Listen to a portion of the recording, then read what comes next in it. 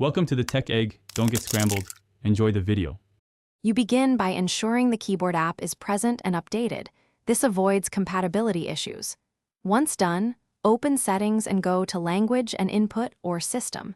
Make sure you select the exact keyboard app you plan to customize. You will change its appearance there. This first step places you directly into the app's configuration, so you can access theme options. Don't skip verifying updates, because older versions may hide theme features or behave unpredictably during edits. Now navigate to Themes or Appearance and select either a built-in option or the custom/image choice.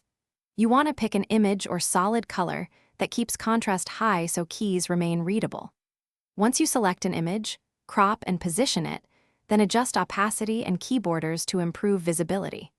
Make sure to preview in both light and dark modes if available, because how it looks on the settings screen can differ from real typing situations. Apply the new background, then immediately test it in a messaging app or search bar. You must verify key contrast and touch accuracy. If characters are hard to read, go back and tweak opacity, key borders, or choose a different crop. These adjustments fix visibility without losing style. If the keyboard still shows the old background, force close the keyboard app or restart the device. That refresh resolves caching issues. One quick troubleshooting tip.